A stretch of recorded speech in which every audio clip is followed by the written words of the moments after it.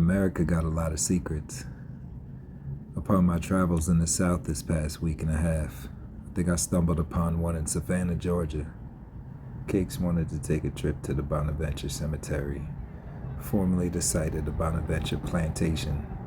I personally really wasn't with it at first, but after exploring the town the day before, I was like, fuck it, let's do it. But immediately after walking around for about 5 minutes, I started to notice a common theme. And if you know symbolism, then this wouldn't escape you. It's just something that I kept on seeing, and I just knew what I was seeing was exactly what I was seeing. And it was at this very grave right here when it struck me. The Schwartz family, father and mother, had these two graves up front. These two tiny graves that had lambs on top of them. And when I looked at the dates, the first one to the left, Edward, died when he was about 5 months old. Seemed a little strange to me. But then I panned over to the right and caught a look at Cassie's grave, who died just upon maybe about 3 years old. Her too had a lamb resting right upon the top of the stone. So knowing America, the way the invaders used symbology was quite vivid throughout this entire cemetery.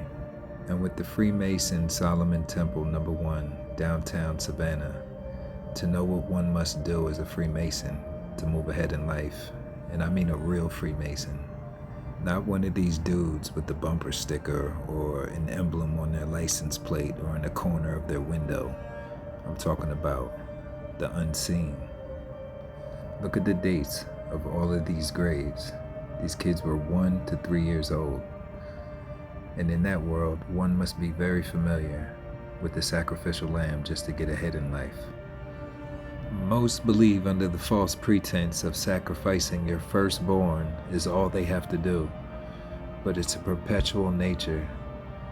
The symbology just kept calling me to find these graves one after another. All I had to do was look for symbols in the grave sites, and every single one that had some type of symbolic Freemason secret society paying homage to their god named Baal. They would sacrifice all their kids if they could. And the stories you hear these tour guides give these poor people during the tour just further feed the narrative, conditioning your brain how they need you to see it. But just look here, the lamb, 3 months old. I lost count of how many Masonic families had infant toddler deaths, but it started to become undeniable to me. And from that point on, I just couldn't unsee it. Too many dots started to connect. Too much started to make sense. Too much symbolism, and when you see smoke, there's fire. America was invaded by these guys here. Look closely. Their black magic mesmerized us, and they took everything you held dear and made it theirs. But not without sacrifice of their own blood. Addicted to flaunting their own victory, erecting statues and monuments. It's in plain sight for those with eyes to see exactly what they did to us. On this very statue, I stopped the tour guide of a tour I wasn't even on, as I heard him explain the difference between the humans and the angels with the statues, as the angels had the wings. So I asked him, is that a pregnant angel right there? And he said, no, it's just the wind blowing on her dress as they made the statue. You'll fall for anything if you don't stand for something. The history of this place is a fairy tale, and you've been dreaming all along. A world governed by laws that you were never told of.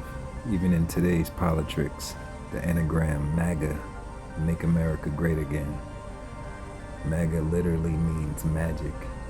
So these guys are sorcerers, practicing dark MAGA, mixed in at every turn you go, with a form of lesser magic.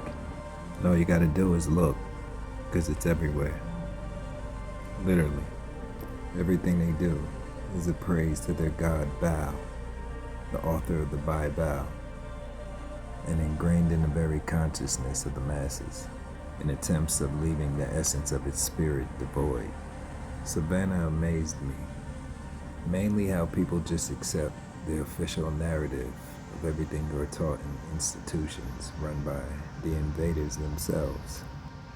And for the most part, everybody's just walking around mindlessly, not even realizing where they really are. But me,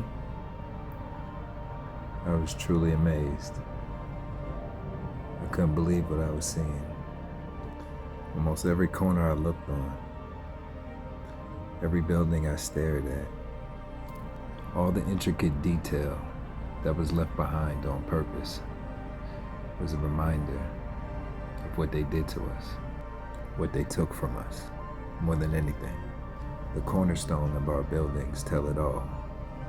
They show you exactly what they found, to conjure those forces to even wipe us out, brainwash us, send us in a perpetual world of illusion. And given his story as our fate, there's definitely something about Savannah.